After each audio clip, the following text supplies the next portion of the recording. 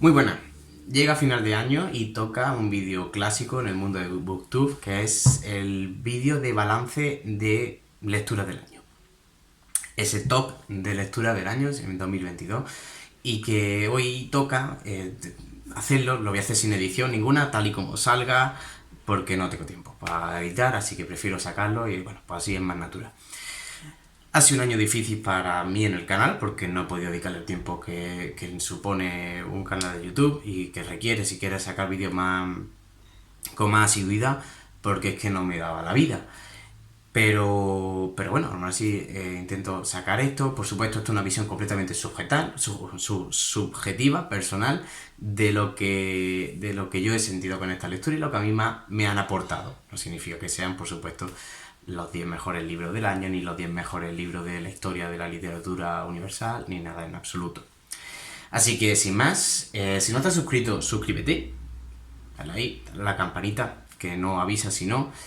Y cuando vaya a mitad del vídeo, si ves que te está gustando, pues si lo ves bien, dale a like. Y comenta tu top o tu mejor lectura, tu top 5, tu top 10, por lo que quieras. Si quieres poner simplemente una o no ponga nada, pero ahí abajo están los comentarios para compartirlo. Y sin más, empiezo. Voy a empezar del 10 al 1 y la décima lectura para mí, la décima que más me ha gustado ha sido, sé que puede ser un poco polémico a veces ese autor, Territorio Comanche de Arturo Pérez Reverte. Sé que Pérez Reverte no goza de la mejor de la fama en cierto ámbito, sobre todo por la polémica que puede generar afuera de los libros y no tanto dentro de los libros. Sé que su literatura no se considera la cumbre de la literatura, que es pura novela de entretenimiento, pero es que a veces eso también es positivo y no creo que haya que rechazar en principio la novela por puro entretenimiento, sabiendo que estás consumiendo un producto que eso, que no busca nada más allá, ¿no? Nada más trascendente. En este caso, además, esta novela me gustó mucho porque creo que a mí me gustó cómo estaba escrita. Sigue una técnica narrativa que es la de es que no sé si es la técnica de las novelas Río, pero la de que tiene un punto fijo, cuenta como él, o un periodista, en una zona de guerra, en la guerra de los Balcanes concretamente, junto con su cámara, Márquez, que puede todo, bueno, que puede ser y es un alter ego del propio Reverte cuando él era reportero de guerra y asistió a la barbarie de la guerra de los Balcanes, están filmando un puente y esperando a que ese puente sea destruido para poder coger el momento en el que ese puente es destruido y era un documento inédito en ese momento. Eso lo hace, están esperando a la vez que va recordando momentos y anécdotas de la guerra, que él ha visto, de la crueldad humana, de a veces la cierta empatía que puede surgir, en fin, de cómo es el ser humano, que es el punto de esa novela, como es el ser humano en la guerra. Quería leer esta novela porque tiene el valor añadido de una persona que ha estado allí, que ha visto cómo gente torturaba, cómo gente mataba, cómo gente violaba, y puede contarlo. Le mete ese puntito de ironía, ese puntito de mala leche, esas frases sentenciadoras o aforismos que a veces tanto le gusta, y que a mí en principio no me sacan de la novela, no, vamos, creo que casa bastante con el tema. Y era una novela cortita, la verdad es que a mí me gustó bastante, lo disfruté y por eso lo pongo en ese 10º lugar. Siguiendo con la lista, en 9º lugar pongo La muerte de Iván Ilich de León Tolstoy. La muerte de Iván Ilich, sé que obviamente por calidad del libro no debería estar en el número 9, se merece estar mucho más alto. Es una maravilla, es una obra de arte de la literatura. Cuenta la última hora de Iván Ilich antes de morir. Bueno, perdón, la última hora no, los últimos días de la muerte de Iván Ilich. Y te traslada a una atmósfera opresiva, de decadencia y de desesperación de un hombre que ha visto pasar su vida, o que está en ese momento reflexionando sobre su vida, cómo ha desaprovechado su vida completamente, y la desesperanza que eso le trae y la impotencia, que realmente te transmite ese miedo y ese miedo hacia la muerte, hacia morir, habiendo desaprovechado la vida y teniendo una muerte lenta, dolorosa, que haga difícil cada momento. Me gustó mucho, obviamente, como está escrito, es una pasada, psicológicamente te desborda. Es cierto que a lo mejor yo, por mi año, o por mi juventud, no voy a conectar tanto, porque por suerte no he tenido que ver sufrir a familiares cercanos de esa manera. Entonces, no, a lo mejor no he conectado tanto como otro, por ejemplo, María. Yo me lo leí a raíz de que lo vi en un en un vídeo de María de Cumbres Clásicas. Y es que ella sí conectó, lo comentaba que ella sí había conectado porque había sufrido, había experimentado en su vida, su propia vida, una muerte cercana, y eso hizo que empatizara mucho. Y yo no he sentido esa cercanía, pero no quita que es una novela maravillosa y realmente profunda. El número 8 es una trampa que me he auto-hecho, y es que he metido 3 libros directamente, que son las 3 novelas cortas de Stefan Zweig que yo he leído este año. Un autor que yo ya conocía, de oídas, quiero decir, que no había leído nada de él, pero que le tenía muchas ganas. Y al final me empecé con esas novelas cortas bueno, siempre es más fácil, ¿no? Fue de menos a más en cuanto las novelas todas me gustaron desde el primer momento, la forma en la que está escrita, cómo domina la técnica narrativa, o al menos a mí me lo parece desde mi desconocimiento. Yo no controlo tampoco, no soy experto en ese ámbito. Para contar una historia, ahí utiliza como algo parecido a lo que después utilizan los Simpsons. Y es que siempre empieza contando una historia que parece que va por un punto, pero eso realmente es el contexto inicial donde surge la otra historia. Que eso siempre pasa en Los Simpsons. Empieza por una historia de algo y a partir de ahí ya empieza la trama de verdad. Y yo leí novela de ajedrez en primer lugar. Una novela muy, muy chula. Que te mete ahí una buena introducción a esa intriga de, bueno, pero ¿quién serán estos personajes? ¿Qué le habrá pasado? ¿Por qué estarán actuando así? Continué con Cartas de una desconocida, también muy chula, muy bonita, profunda en cuanto a emociones, en cuanto a la intensidad de las razones de los personajes, aunque yo no casé del todo con la motivación de la desconocida para enviar esa carta y para hacer lo que dice que hace en la carta. Me pareció un poco forzadillo esa motivación, pero lo cual no quita obviamente que esté escrito de una forma espectacular y que te implique ahí toda la novela. Creo que consigue aunar la parte de que es amena, pues bueno, de que es interesante, de que te entretiene, y de que te transmite una historia, está contándote una historia, con un ejercicio de estilo, lo cual no siempre es fácil, porque estoy recordando, leí, que no sé ni para qué lo leí, porque después lo pensé, digo, me hubiera metido en Wikipedia y ya está. Leí un libro que es La Ruta Infinita de Carlos Pollato, no, de Calvo Pollatos, creo que se llama, y cuenta la historia de la vuelta al mundo de Magallanes y del Cano, claro. Y es como, bueno, ha buscado información histórica y lo ha pasado a novela, pero sin ningún tipo de ejercicio de estilo, no busca la expresión del arte a través de la palabra. Y eso hace que, pues, obviamente sea muy, muy pobre. Simplemente te cuenta una historia, ¿vale? A nivel histórico, pues es más fácil eso. Para mí no, pero a lo mejor puede ser más fácil leerlo que un libro de historia simplemente, pero no te aporta lo que te puede aportar una novela en cuanto a la expresión artística. En este caso sí sucede con Stefan Zweig y sucedió en la tercera novela corta, que era 24 horas en la vida de una mujer. Para mí, de las tres, la mejor, la que realmente me parece que tiene un verdadero peso psicológico en la motivación de los personajes, la que consigue transmitir que te creas que ese cambio puede, en esas 24 horas de la mujer puede suceder, y la que más me gustó de todas ellas. Y bueno, me ha abierto las puertas a un autor del que todavía tengo que leerme algunos libros más, alguna biografía de las suyas quiero leerme.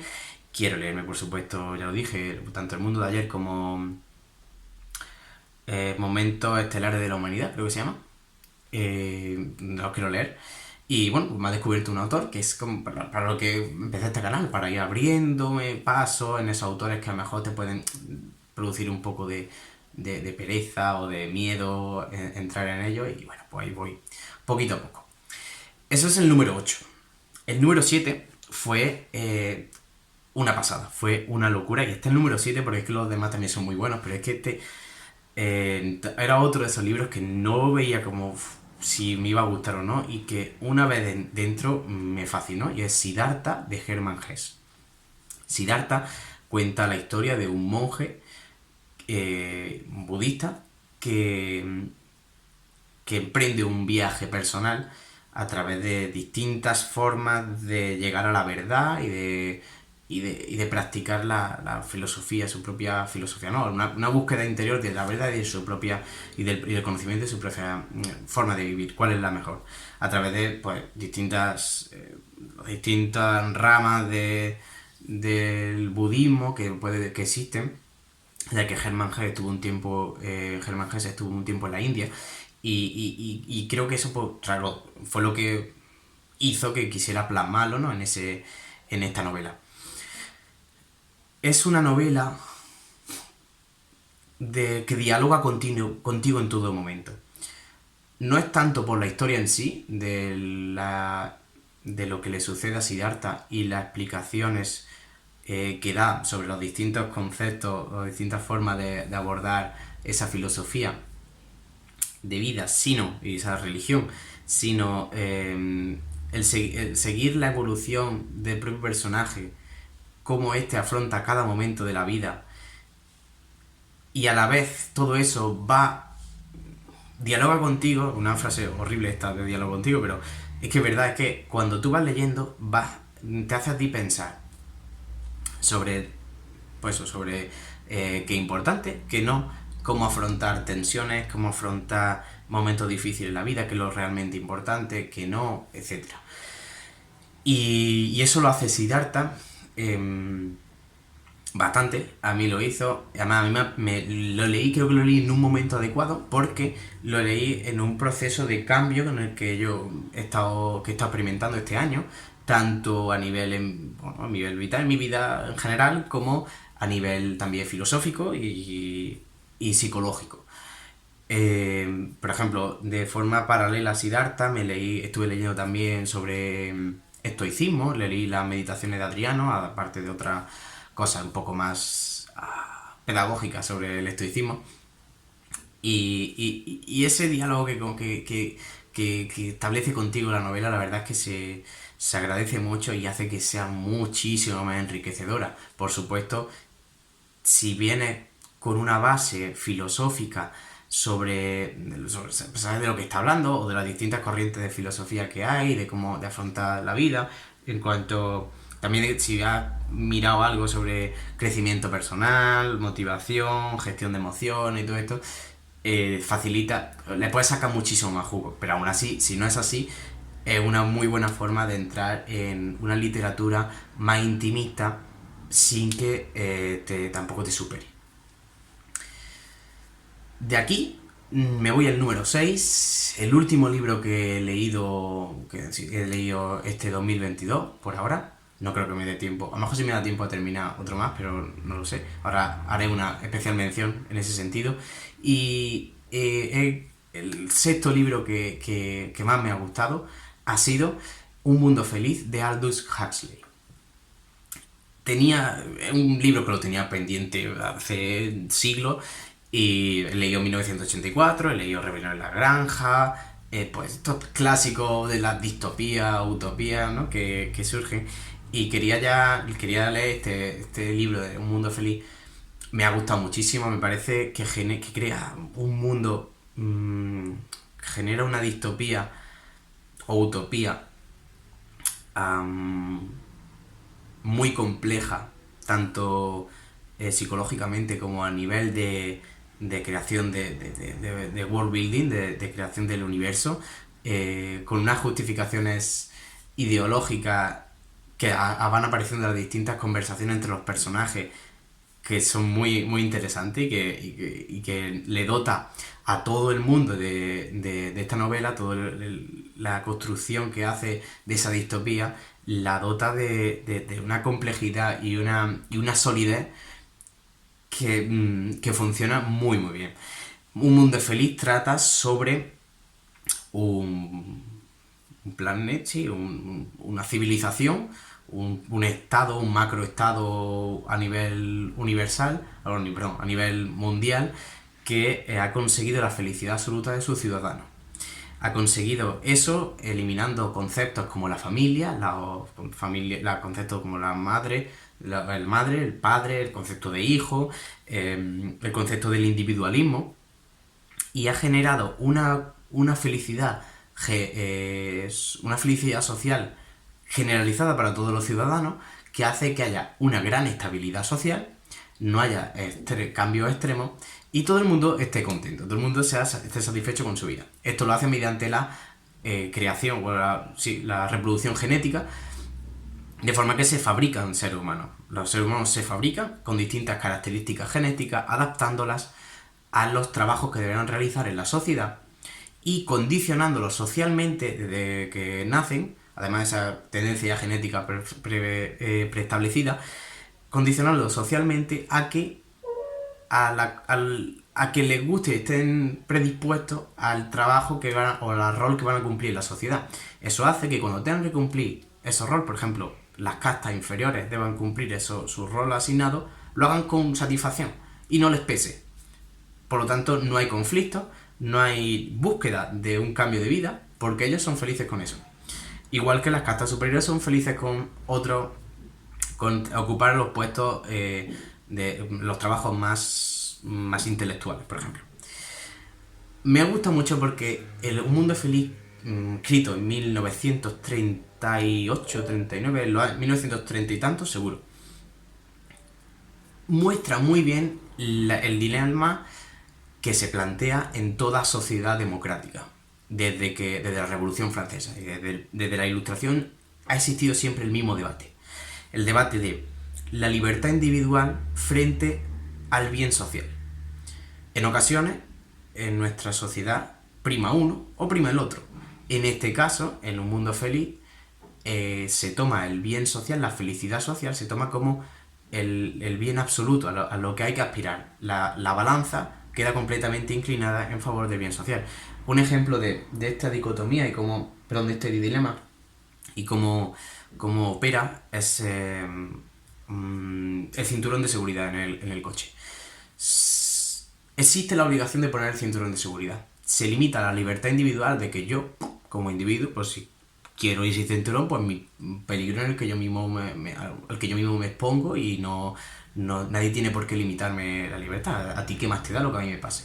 Sin embargo, las muertes en accidentes de tráfico generan, los accidentes pueden generar gastos médicos, tal, sino genera una cierta un peso social o una carga social negativa por las muertes que puede producir y por las distorsiones que se puede suponer en una sociedad, ¿no? En la que la muerte lo tenemos establecido, tenemos asimilado como algo negativo, al contrario de que en Un Mundo Feliz, que han conseguido que la muerte no sea algo negativo para que no afecte en la vida de sus ciudadanos.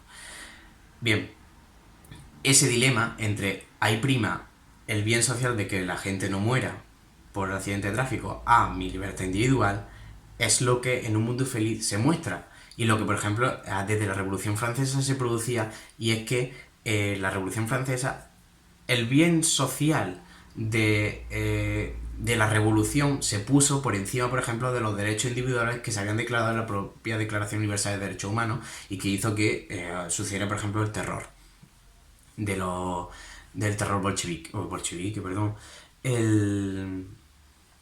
Ay, ahora se me ha ido.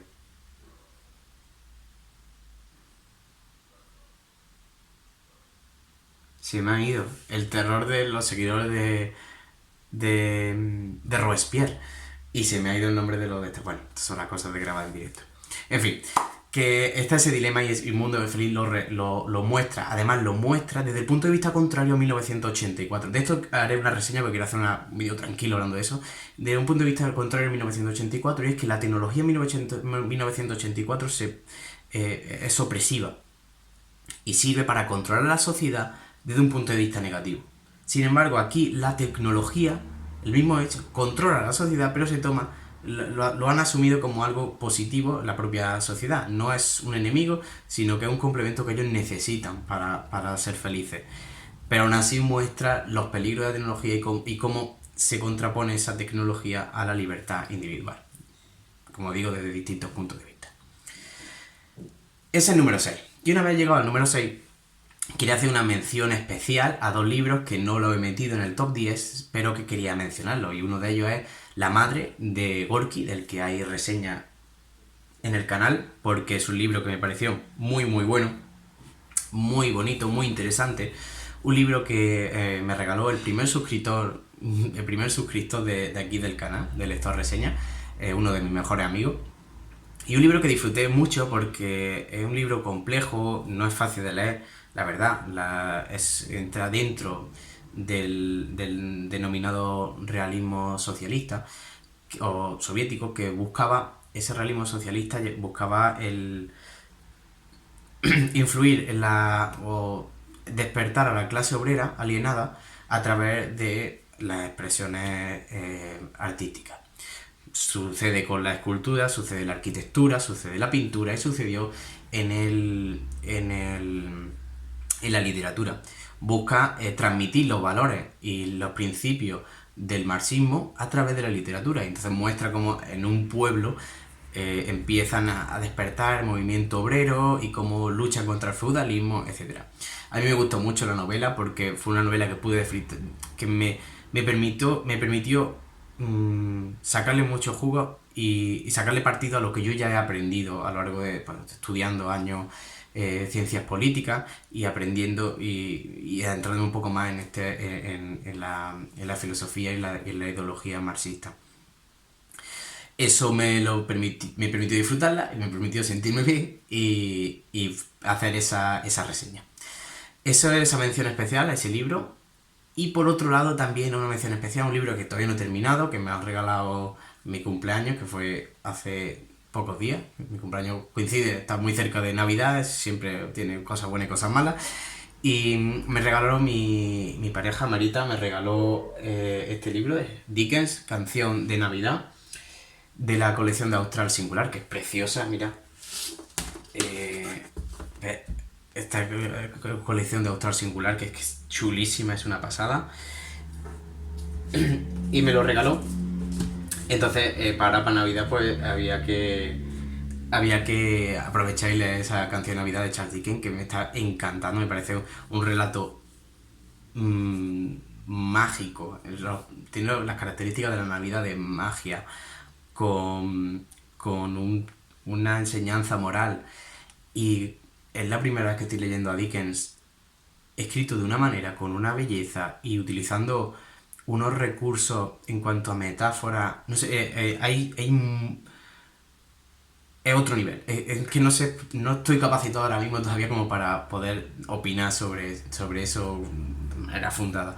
Pero es otro nivel de escritura y hace que sea bonito a la vez que intelectual y o sea, a veces te saca una sonrisa y a veces dices, joder, no se me hubiera ocurrido jamás decir esto, pero qué bonito ha quedado y qué bien lo ha expresado, ¿no? Ya está, esa mención especial. Vamos al top 5. Bien, top 5. No sé cuánto llevo grabando ya, espero que no se vea muy largo. Top 5. El top 5 es un libro que fue una relectura en este 2022 y es porque lo hice para poder grabar la reseña, que está colgada también, que es A Sangre y Fuego de Chávez Nogales. Ya en la reseña hablo tranquilamente de Sangre y Fuego, os derivo allí para no extenderme y poder dedicarle más tiempo a la otra. Simplemente pues un conjunto de relatos sobre la guerra civil que me gusta muchísimo por el tema que trata, por cómo lo trata, porque lo cuenta una persona que estuvo en ese año en Madrid, que sufrió doble persecución, que fue exiliado doblemente y que se atrevió a escribir algo que en ese momento otros no vieron, una visión de cómo había locura y barbarie tanto en el bando nacional y en el bando republicano, o en el bando sublevado, mejor dicho, y en el bando republicano, y que además lo hizo desde una posición él también republicana, solo que eso no le cegó a ver lo que él creía que era algo inconcebible e intolerable, y que además está escrito de una manera que a mí me gusta, a mí me gusta muchísimo, como que me entretiene el tiempo que estoy leyéndolo, porque es que estás leyendo lo que para mí, que, que está muy bien expresado.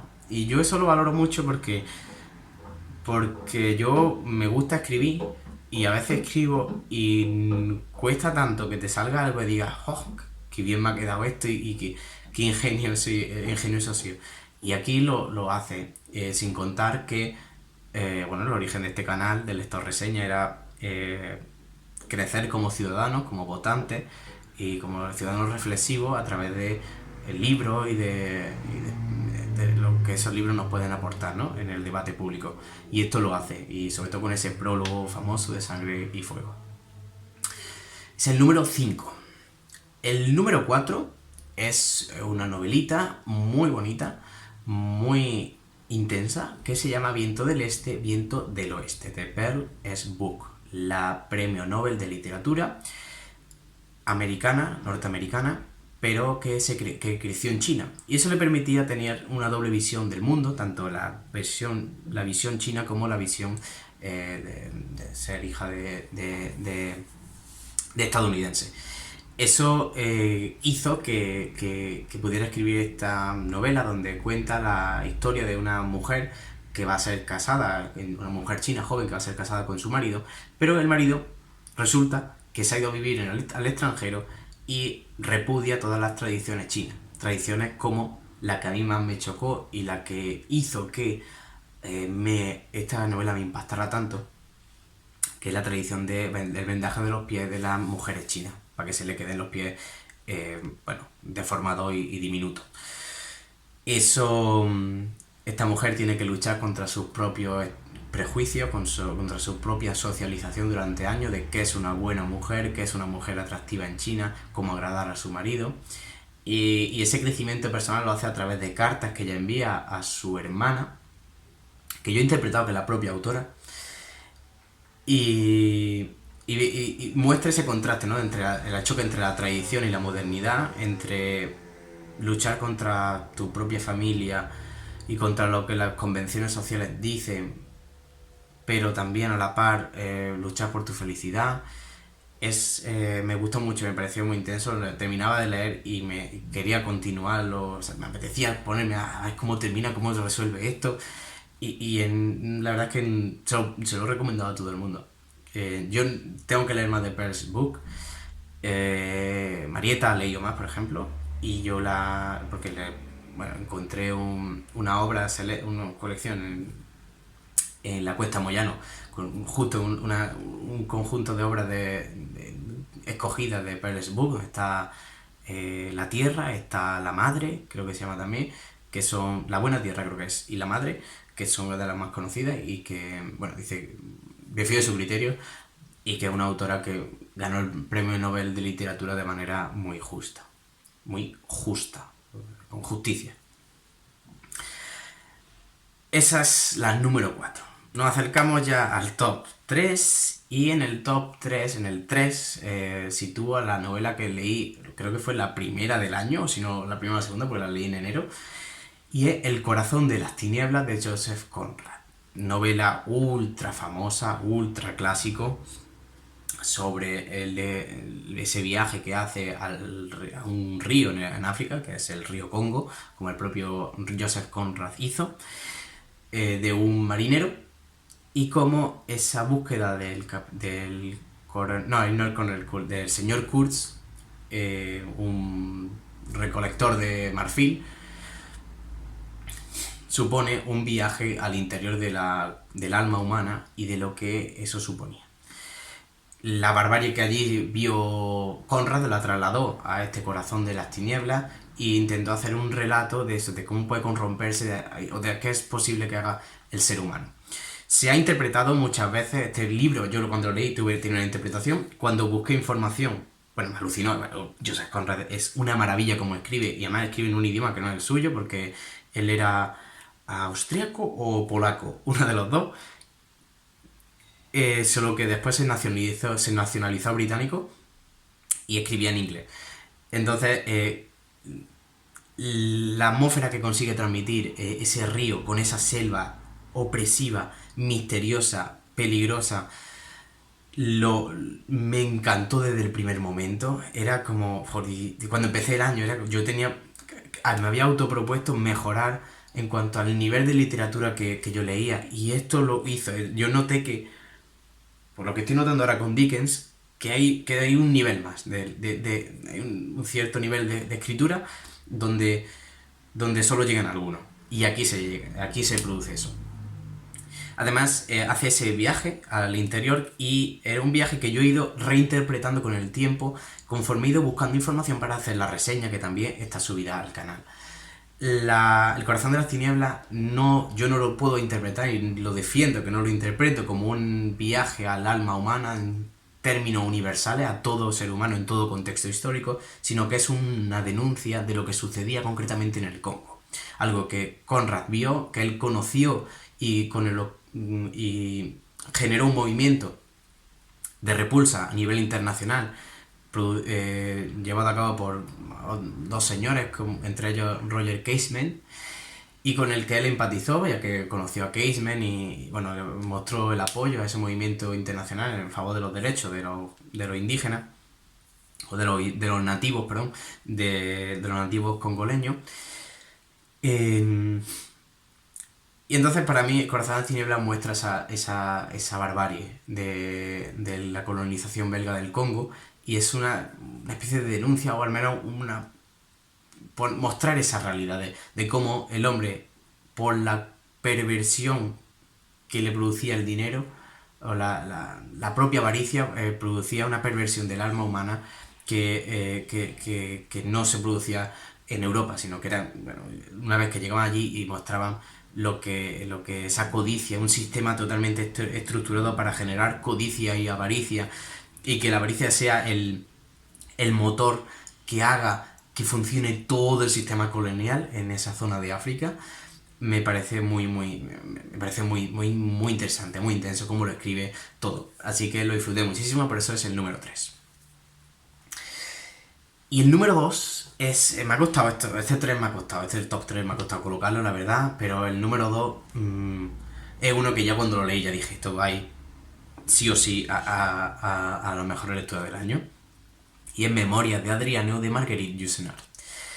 En esta ficción histórica, el emperador Adriano escribe una carta a su futuro sucesor, el emperador Marco Aurelio, que ya ha sido escogido, ¿no?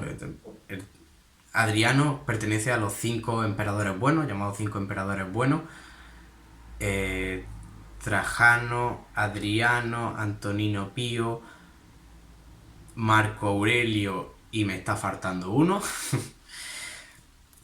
¿Ves? Si esto pudiera cortarlo, pues ya lo podría haber mirado. Bueno.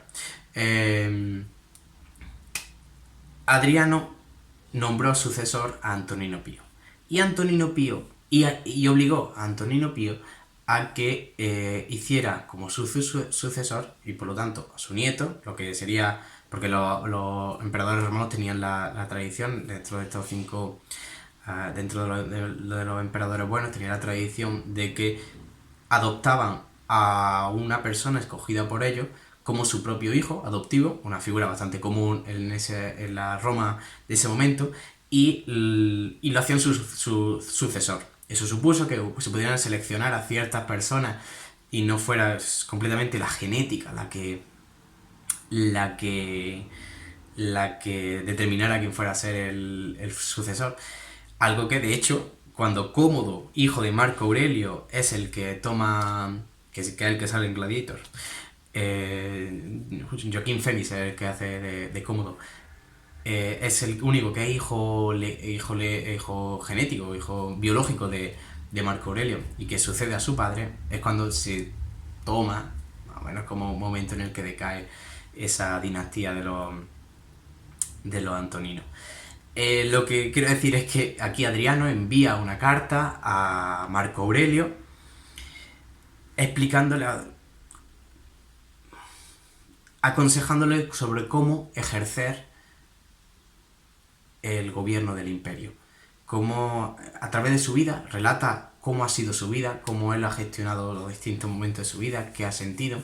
Y son cartas donde Adriano se abre en canal a lo que sentía en todo momento y a cómo veía el poder, cómo veía la humanidad, cómo veía las relaciones dentro del imperio, cómo veía la cultura del imperio y cómo la relación con la guerra, con la frontera, cómo apaciguar el imperio y lo que tuvo que lidiar con distintas revoluciones, cómo ve su visión de la religión en el mundo y en la vida de los hombres. Es un ejercicio de estilo absoluto, de historia, que hace Marguerite Yourcenar en una maravilla de la historia de la literatura para mí. Y es un libro que le llevó 40 años a escribir, porque es un libro que no puedes escribir por la profundidad de las reflexiones que hace sobre la vejez, sobre la importancia de la vida o no, sobre el peso que puede tener la muerte o no. Es un libro que tienes que tardar 40 años en escribirlo, que tienes que haber pasado por una segunda guerra mundial para poder tener una visión así de la vida, y que al final tiene unas notas de la autora, que eran notas que ella iba tomando a modo de diario sobre la narración, sobre la escritura del libro, que son una maravilla, y que recoge una frase, no me acuerdo a quién se la atribuía, pero señala que este momento en memoria de Adriano es un momento único en el mundo, en la historia de la humanidad, en el que los dioses habían desaparecido y todavía no había llegado Jesucristo, y por tanto solamente estaba el hombre en el mundo, y a partir de ahí pudo florecer una pasión por la propia humanidad que hizo que surgieran líderes como Adriano. Y un momento apasionante porque el hombre se convierte en la medida de todas las cosas. Es un libro fascinante para quien le guste la literatura, para quien le guste la historia, para quien le guste los libros que dialogan con uno mismo, que mientras estás leyendo te están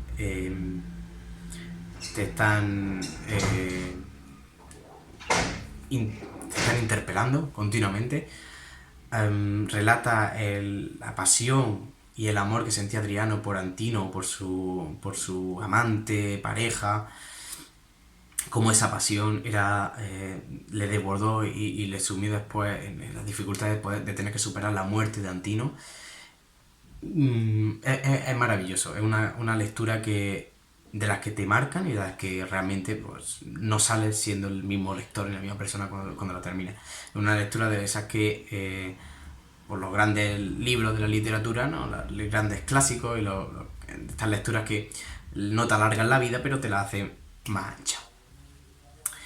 Y terminando el top, espero no haberla liado mucho con el tema de los 5 emperadores, porque lo estaba diciendo de memoria, hacía tiempo que no miro cosas del Imperio Romano, y espero que no haberla liado. De esta manera buscad información en Wikipedia, que viene todo ahí y que está muy bien. De memoria de Adriano haré reseña, está escrita, está guionizada ya, pero no he podido todavía ponerme a grabar. Y por último, el libro que más me ha gustado en este 2022 es El fantasma del rey Leopoldo, de Hochschild.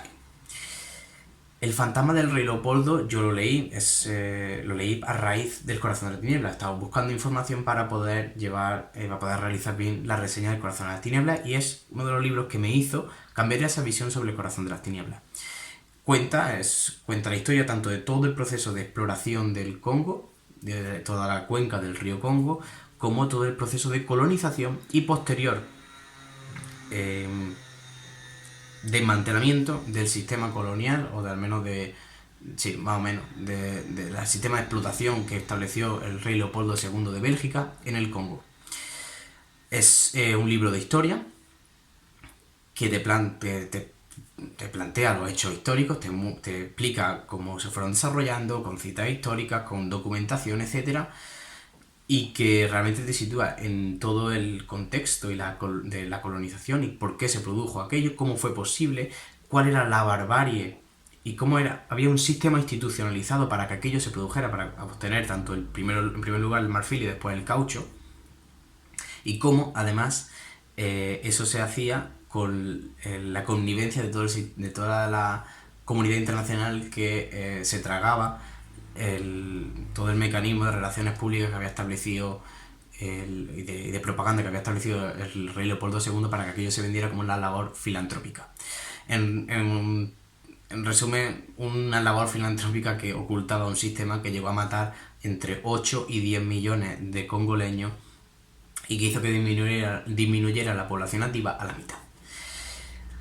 Es un libro apasionante porque eso es historia, que a mí me gustan mucho los libros de historia, que es historia pura y dura, pero escrito muy bien, escrito de una manera que te entretiene, que no es un tostón de esto, ¡ay, por Dios, a ver si termina ya! O un libro como de consulta, no, tiene una narración interna que hace que quieras continuarlo en orden y que te interese saber, ¡ay, a ver cómo continúa, cómo sigue!